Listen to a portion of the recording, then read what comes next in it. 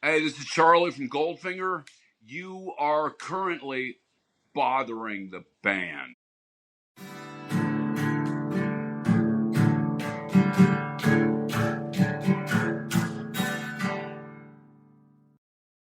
All right, we're here with Charlie Paulson of Goldfinger.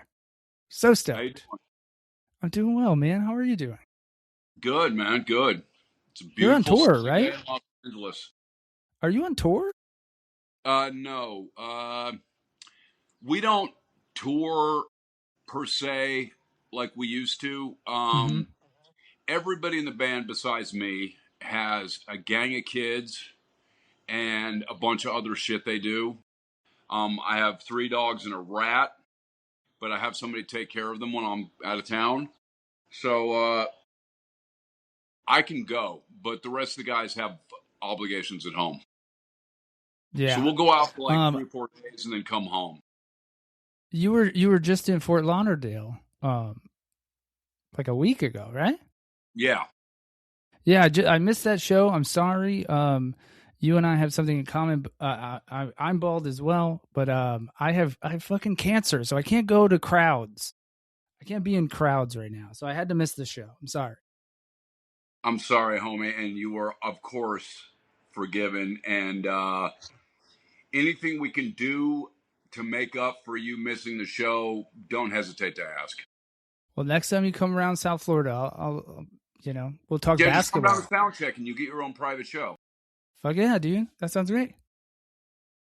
Do you play basketball at all? Yeah. Well, then we can hoop it up too. Okay. Okay. So you can play. I when I'm not sick, I play every Sunday in a league. That's fucking awesome. Yeah, it's like an old white guy league, but it's a league. Okay. All right. I have to admittedly say this. I'm a huge Orlando Magic fan. Oof. My sympathies, man. You guys are having a rough year. Everybody thought you guys were going to come out the gate, and it just has not happened. I think we're having a rough year because of the expectations. Yeah, I think your coach is done for. I think we probably should have let him go before the All-Star break, but that's just me. Yeah. And I like him. I think he's good with the players, but I think we need an X's and O's guy now. Yeah, man. I love JJ Redick, but I don't know, dude. I don't know. A lot of the issues the Lakers are having this year, I think can be attributed to coaching. Yeah, I motivation, defensive schemes. And I love JJ. He was on the Magic. Love him. Yeah. I'm sure your pop punk audience is really riveted by our basketball talk. It actually comes up more than you think. Okay. It's like we digress into food, movies, and sports a lot. Yeah, I can talk about 2 of those things. I'm not really a foodie, but basketball and movies all day long. Hell yeah, dude. And you're a sober guy too, right? Yeah, long time. Same here, man. 5 years. Excellent. Congratulations. 5 years yesterday. Hell yeah. Hell yeah, dog. Are you ready for some really dumb questions now that we got the fun stuff out of the way? Let's hit it. Okay. Do you have a designated vomit bowl? Now that you're sober, you probably don't. But like, if you remember growing up, you were sick and there was just like a popcorn bowl you threw up in. I don't remember it when I was a kid so much. I mean, it's always been the toilet. But when I was drinking heavy, I could throw up anywhere. Thing is, I also did a lot of drugs, so I could throw up and not feel sick. Like if you're on certain stimulants, which I will not name, you don't really feel your stomach. So I could puke and keep going. I remember one time I was walking down, I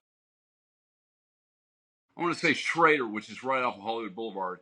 And I was in the middle of a sentence talking to a friend, turned to my right, puked all over the sidewalk into the gutter, wiped it off of my sleeve, and we just kept going. Another time I was at this bar that no longer exists, And I was talking to this girl at the bar, and I could feel it coming, and I turned my head away from her, and I threw up right under the bar, grabbed a napkin, wiped my face, and kept talking. So, yeah, the world was my puke bowl. Well, that's going to be a fun quote. And I've been in both of those situations. So, so switching gears, let's get a little bit more wholesome. Do you have a favorite bowl for like soup or ice cream or cereal?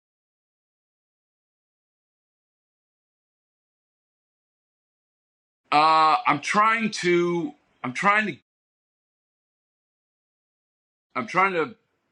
figure out the theme here. I mean, I do not. No favorite dish. Okay, here's we're switching gears here. Did you have braces growing up? I did not. I wish I had. When I was a kid, my teeth were pretty straight. And honestly, I don't think we could have afforded braces for me when I was that age. But it did come up, and I just said no. I wouldn't want braces because my teeth were pretty straight. But as I've gotten older, they've definitely shifted, and now I've got moved around. Yeah, now I've got a pretty jagged smile. I disagree. I've got silver teeth. They look great from here. Listeners, just take my word for it. Yeah, he's grilling the camera. Charlie, how many pairs of jeans do you own? 4. Wow, man. I'm not even really a big jeans guy. Okay. I've got a couple of just tight black fucking punk rock jeans. I don't even know when or where I got them. And then recently I'm like, I need to get some new jeans. So I went and I bought Levi's. And I have not bought a pair of Levi's in at least 20 years. At least. And I was shocked to find out Levi's are over $100 a pop now. And they can be, yeah. I got the slim fit, thinking I was going to get, the good, like Johnny Thunder's tight black rock and roll jeans, and they were baggy as shit. Yeah. So, yeah. They're just in my closet. You rock shorts most of the time? I rock basketball shorts during the day because when I wake up, my mind is not in a great place. Okay. So what I do is I have my running shoes and my shorts right by my bed. So the first thing I do when I wake up is I throw on my shorts and my shoes and whatever t-shirt, get my coffee, and I immediately go for a run. There's a trail by my house called the Legion. It's right next to Dodger Stadium. And I've been on antidepressants in my life to, varying degrees of success, but nothing straightens my brain out and blasts all that shit out of my head like exercise. Yeah. And I wish I would have known that when I was much younger. But yeah, I'll go for a 3-mile run, and then all of a sudden I feel like I'm on a level playing. I don't get like a runner's high, but I feel like I'm on a level playing field with the average person. Yeah, that makes total sense. Yeah. I'm never more present than when I'm like running up and down a basketball court or riding a bike, Yes. Yeah. So I identify with that. And I'm going to follow that, well said diatribe with this dumb question. Do you put A1 on anything? Bad steak, yeah. A good steak, I don't fuck with it. I want to give a plug to Waterloo, by the way, company that endorses Goldfinger, and I quit drinking soda a long time ago, so I got on sparkling water, and Waterloo is hands down the fucking best in the business. That's all. I agree. I have a plethora of Waterloo in my fridge right now. Excellent. Shout out. They should sponsor the pod too. I'll put you in touch. Fuck yeah, dude. That'd be great. Okay, sticking with the food theme here. When's the last time you had a hot dog? Oh, Jesus. I can actually answer that. Tarantino owns a couple of theaters in LA, and I go religiously. One is the New Beverly, and they have great hot dogs there. So, uh, oftentimes I don't eat early in the day. So if I go to a 6:30 movie or something, there's a good chance I haven't eaten all day. So I'll just throw down a couple of hot dogs. Man, I never tried the hot dogs there. I got to try it next time I'm in LA. So I try to go to this. Hit me up. We'll go together. Fuck yeah, dude. We'll hoop it up and hot dogs on me. Yeah. Okay, have you ever used a Coinstar machine? Oh, absolutely. Yes. Hell yeah. Any fucking, I mean, you know, music gives and takes away. I've had great periods in my life, being a guitar player and just being an outlaw in general. And I've had some lean times. And in those lean times, the Coinstar sees my face on a regular basis. They're fucking evil machines. Yeah, they are. I worked in bars and restaurants for a long time in New York City, and so you'd have this is 20 years ago too. So wasn't a lot of cards, a lot of cash, and I took all the change and I would save the change throughout the week and sure. the Coinstar. Yeah. And you know, buy things that I probably shouldn't have bought. How do you feel about golf? I don't. No, don't give a shit about golf. Okay.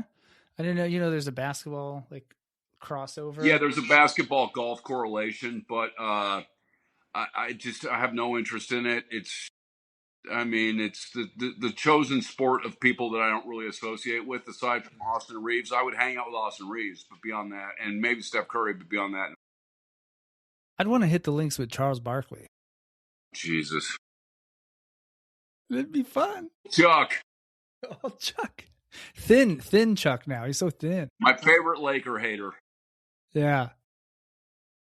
Man, I hope you know I'm like holding back my Laker hatred. It's a love hate. It's a love hate just because they. I don't get that because, I mean, Orlando and the Lakers don't have any kind of rivalry. There's no rivalry. We've taken one chip from you, but we had fucking Kobe, so you had to see that coming. Aside from that, like, yeah, you don't have, as far as your fanhood, you don't really have a vested interest in hating us. If anything, you guys should hate the Hawks and the Celtics. We do. We also hate them as well. Yeah. But the reason, I bet you if you ask 10 Magic fans, 8 or 9 of them would say you, and I'm making air quotes here, so you stole Shaq and Dwight Howard from us. Well, okay, to that I will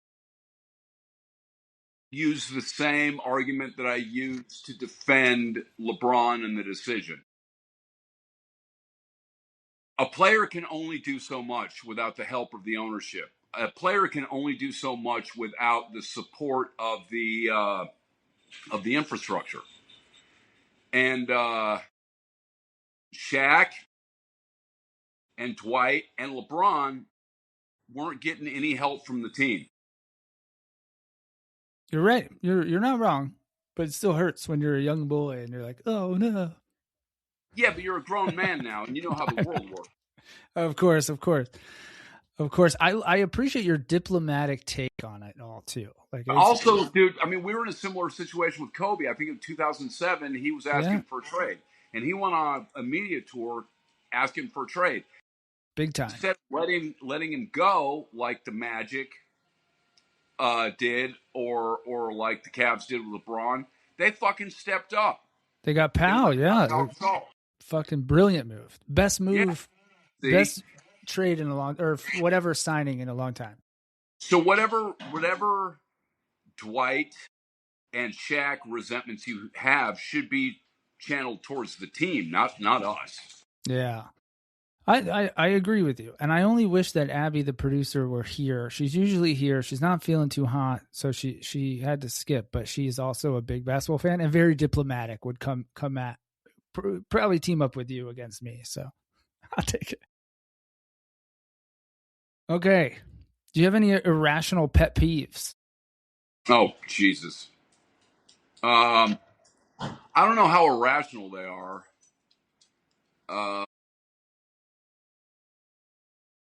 I mean, I get fucking homicidal when somebody uses their phone in the movie theater. Ooh, okay. Yeah, I've gotten in a fight, like a knockdown drag out with a dude in a movie theater for using his phone. Yeah, I told him okay. to put his phone away. He threw a full fucking soda at me. I chased him in the lobby and beat his ass. Whoa. What movie was it? It was It Comes at Night. Oh, okay. That's a good movie. Which was a shitty movie to begin with. But what happened was, any horror movie, any suspense film, the last 5 minutes, that's the fucking money shot. You're building tension the whole fucking movie, waiting for the climax, right? Payoff, the third act. And about 5 or 10 minutes before the movie ended, this motherfucker started watching videos with the sound on his phone. Brutal. So he's not like texting the babysitter being like, we're coming home. It wasn't, and no, he was literally, he got bored or something like that and just started watching TikTok or some shit on his phone. So I fucking threw a napkin at him. He flipped out, threw a soda at me, and he got fucking duffed up. Man, fuck that guy. Yeah. Okay, so you listeners, if you're in a movie theater, New Beverly Cinema, Charlie's there, don't even fucking After fucking phone. Anybody else just left their fucking phone in the theater anyway. I have a lot of phone rules. I fucking hate the phone. I think if I'm talking to you and my phone is in my hand, there's no chance I'm like giving you my full attention. So consciously putting my phone away when I'm having conversations in person and stuff. Punk rock bowling a few years ago, and a bunch of us guys in other bands, just a whole bunch of us went to breakfast one morning, and somebody introduced me the idea of the phone tower. What you do is everybody puts their phones face down on top of each other. They make a phone tower, and the first person to reach for their phone buys breakfast for everybody. Whoa! You have to be engaged. You have to be present. You can't be looking at your phone. I fucking love it. We'll be stealing that shit. That is brilliant. How bad do you want to look at your phone versus how bad do you want to pay for everyone's fucking breakfast? Man, I'm at a point where like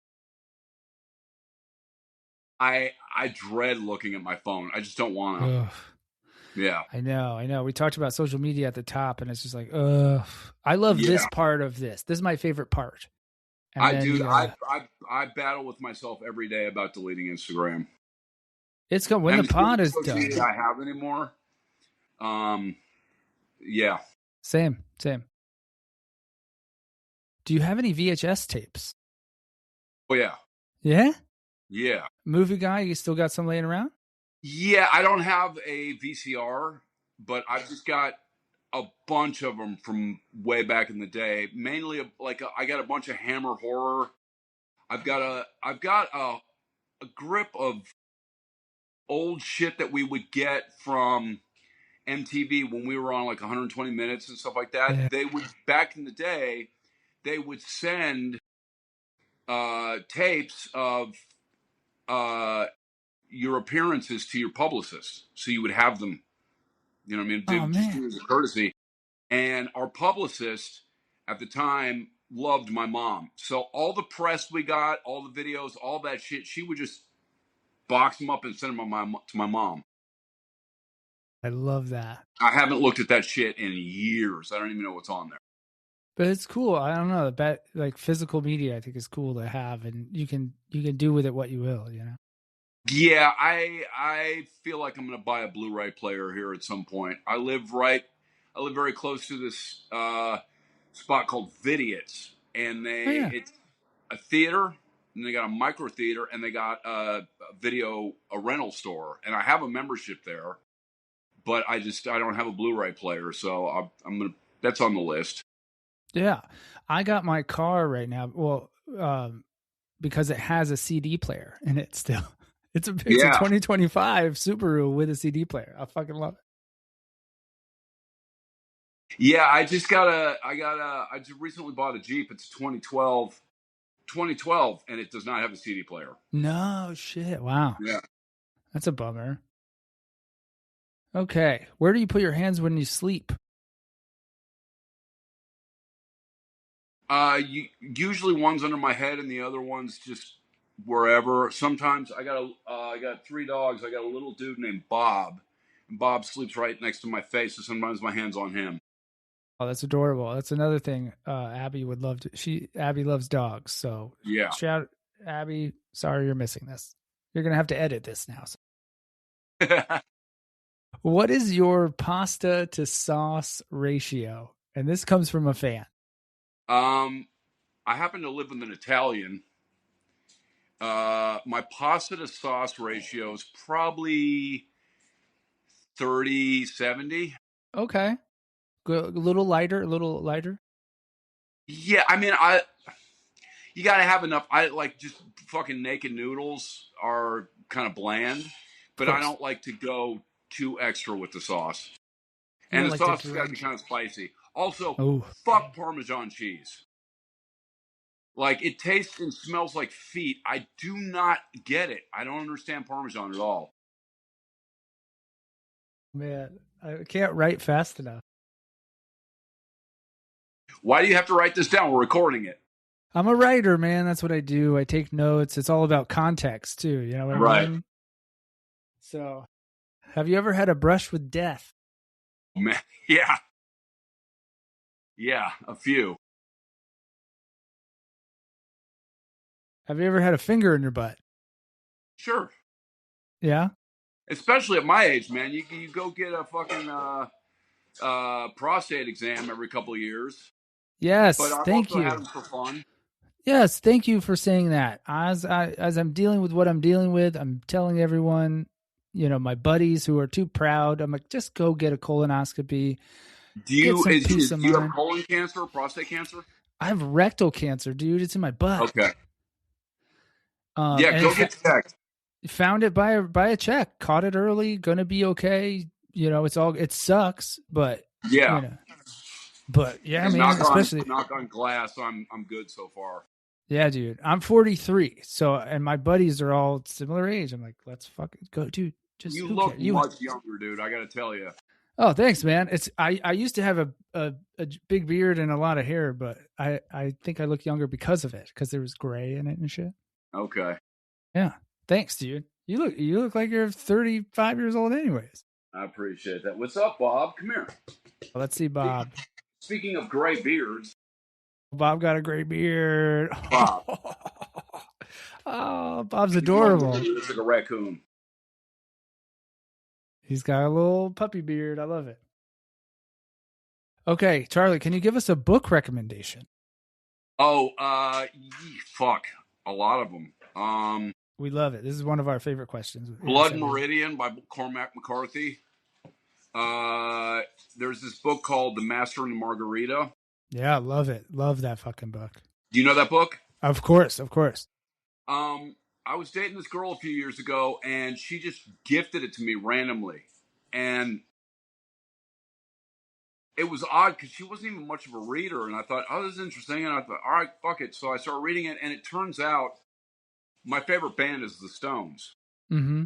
My favorite Stones song is Sympathy for the Devil. Of course. It turns out, and I don't think she knew this, that is the book that inspired Sympathy for the Devil. Yeah, dude. Yeah.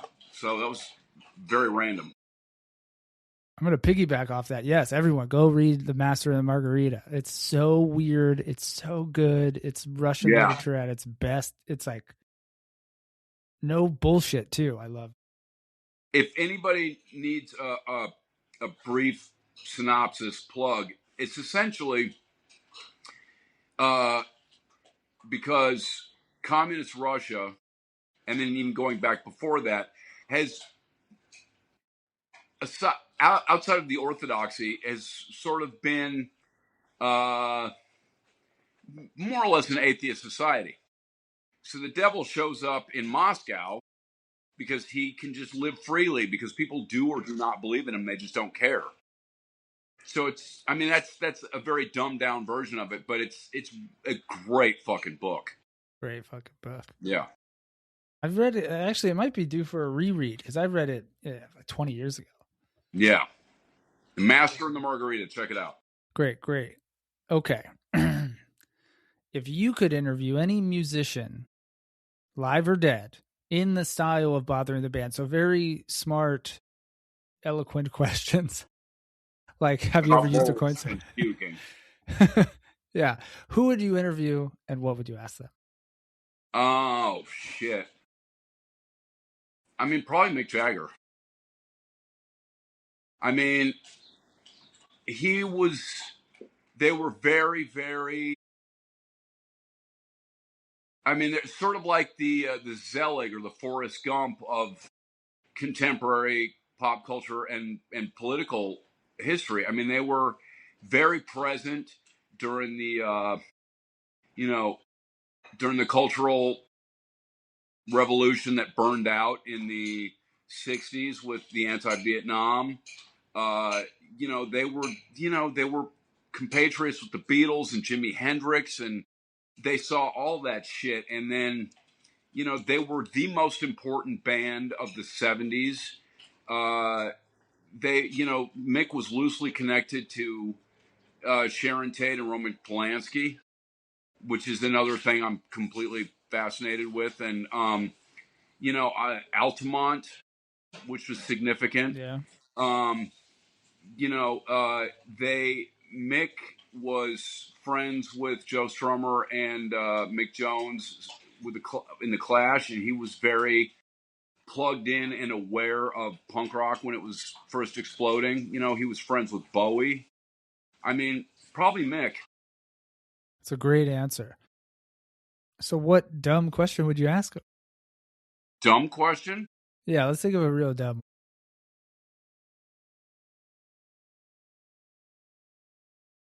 Has Keith ever thrown up on him? Was he ever Keith's puke bowl? I fucking love it. Yeah. Oh man, so what's next for you? Anything you want to plug or promote or talk about? I mean, the new record just came out, 9 Lives. We're going to be on the road a lot this year. I'm producing a couple of projects. There's a band whose record I did last year called Drac and the Swamp Rats. Nice. Check them out on Spotify and Apple Music. They're like the Cramps meet Black Flag. They're like this tight, ferocious garage punk band who dress like the classic Universal horror monsters. There's a Dracula, there's a mummy, there's a Wolfman. And right now I'm producing a record by this band called Lizzie, like a pop punk band from Italy. And the Goldfinger's just going to be on the road a lot this year. Yeah, dude. Yeah.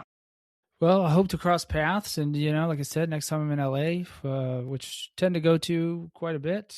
Yeah, let's hoop it up or grab some coffee and hot dogs. Yeah, dude, hit me up. Find me on Instagram and send me a link to the show, and I'll add it, and then you and I can be in contact when you do come to town. Hell yeah, dude! Sounds great. All right, homie. Thanks so much. Really appreciate this. My pleasure.